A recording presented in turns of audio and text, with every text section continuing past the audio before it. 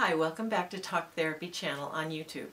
I'm Tammy Fletcher, licensed marriage and family therapist, and today we're going to be talking about what it's like to start therapy, how to find a therapist, and what to expect. Most people feel a little nervous when they make that first call to a potential therapist, especially if they've never been in any kind of counseling before. That's to be expected, and you can tell a lot by how the therapist manages that first phone call.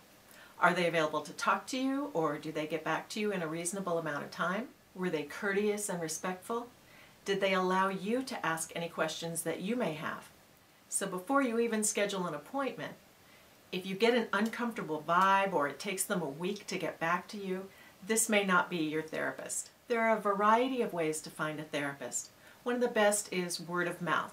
But quite often people don't talk openly about their own mental health care, so you may not even know if any of your friends are seeing a therapist.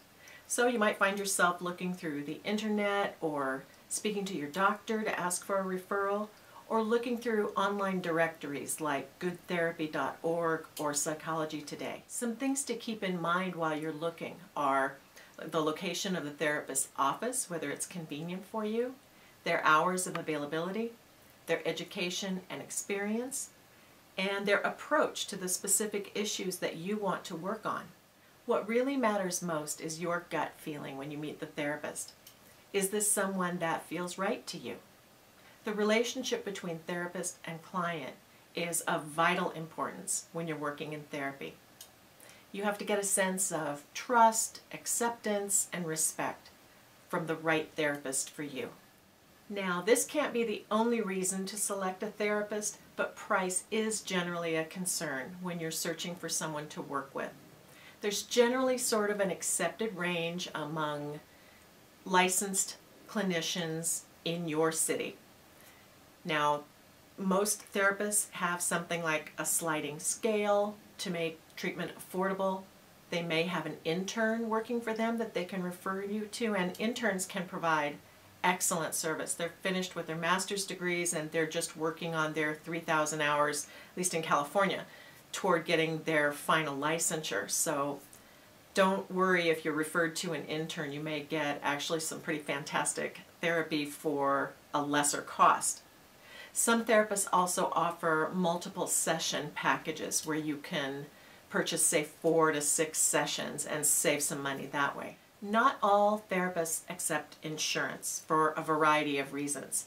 I'm going to put a link down below to the passage on my website which talks about insurance, so you can click that if you're interested in learning more.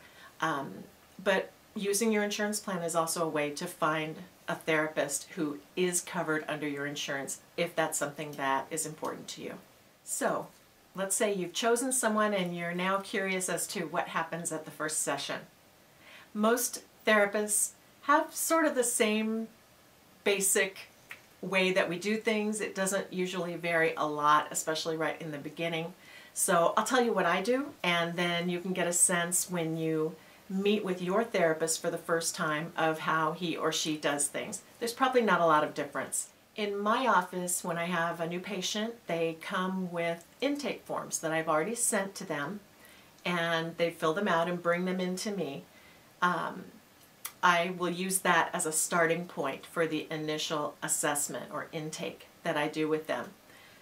They have filled out all kinds of information and I'll kind of go through it, and that gives us a way to start easily in talking about all kinds of things, from their medical conditions to their quality of sleep to their diet to their relationships, just kind of giving me an initial understanding of where the person's at and what they want to work on. New clients are sometimes nervous, and so right away I want to help them start to gain a sense of feeling safe and that they're accepted in my office, that they can feel comfortable to say what they need to say, ask for what they need to ask for, disagree if they need to. I feel like if they can start to work those things out with me in this kind of safe, controlled environment with a positive result, then that's a skill of assertiveness and speaking up that they can take out into the real world and use with people in their lives. Your first visit is also a time for you to ask questions of the therapist. You might want to know if he or she has treated your particular issue before, or how long they anticipate treatment might take. That doesn't have an easy answer. That varies from person to person and therapist to therapist, but I can tell you that there is no quick fix for just about anything. So be aware of that. Therapy is a working process and it does take some time. It's important to know that therapists are not there to give you advice or tell you what to do with your life or your life decisions. We are there to sort of help walk your journey with you, maybe point out pitfalls along the way, help you identify what your goals are and take steps to meet them. We do have a lot of training in just listening to you. Not just what you say, but sometimes what you don't say by way of vocal inflection or body language or facial expression. Your therapist should feel like a safe person to talk to be able to share things that it might be difficult to share with friends or family. And it's a very specific kind of conversation which involves moving toward resolution or improvement or coping skills. So it's not just sitting and talking like you would with a friend. There's a purpose to it, or there should be, and that's something that you're going to want to work toward with your therapist. Thank you so much for watching this video. I appreciate your time. I welcome your questions or comments below on the process of therapy, and I look forward to seeing you next time.